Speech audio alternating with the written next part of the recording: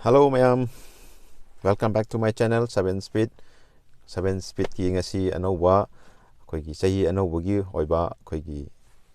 Chingmairong car bazaar gi update amtang pijarake si anova kari legi habdo chatlagi yangminasi aduga ai direct video do dum haujirage hadaki anovagi akoigi car kege lege karam makalgi keno singdo ausarake mathang yangminasi ado video si nauna thengnaba yauragasu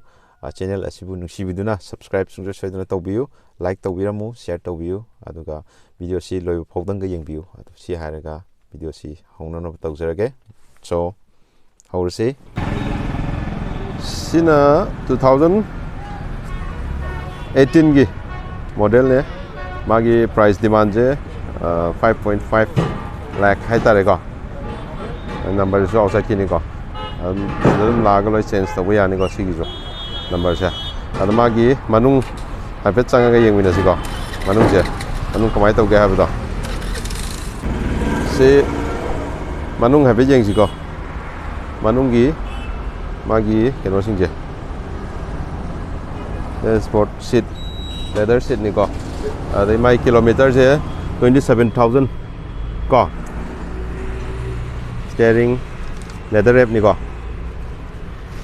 manung nadam net and clean phadana oi gari di dum yam condition yam lingi kini ko gari sa Baleno 2018 gi model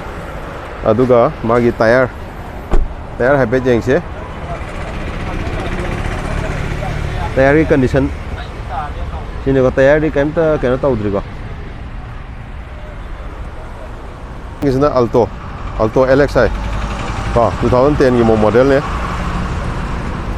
na khoi na number ni ko mai front look si lai da ado manung gi su ha pe jeng se kilometer kya thore ha du si jeng se adu ko ma gi tire gi condition si lai de ko yam phari ko adagi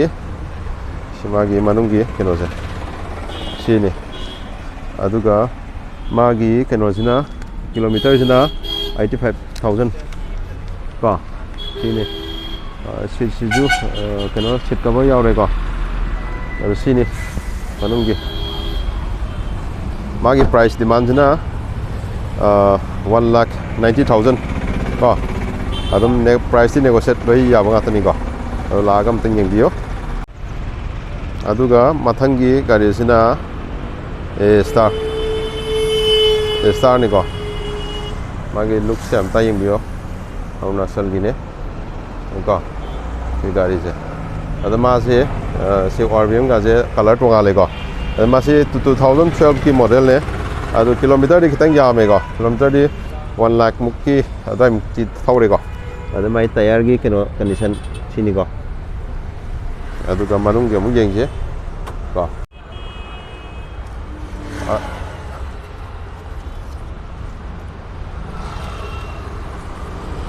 aduga A-Star se magi price se my price demand je 2.75 lakh ka my price demand je and slightly negotiate adum tawbi yani ko price kide si manung ge mu yeng je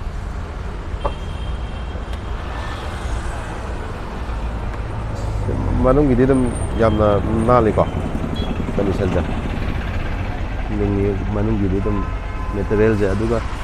seat cover je kitang condition je kitang side kitang sega bu ko tang budi yaw re ko ado su magi high price demand ji matong ina ari film jam re khale ko mai thong gi da power ga tani ko model sin BXI hai tare ko aduga sina 2015 ni model omni van du ni ko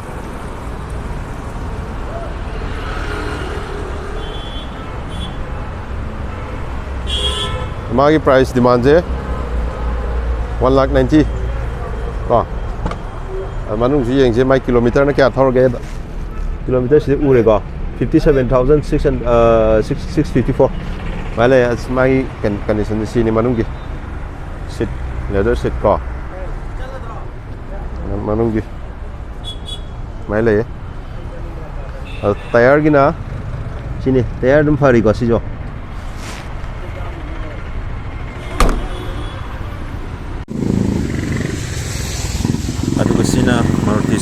ꯃꯁꯤꯒꯤ swift ASI ꯃꯣꯗꯦꯜꯅꯦ 2016ꯒꯤꯅꯤꯀꯣ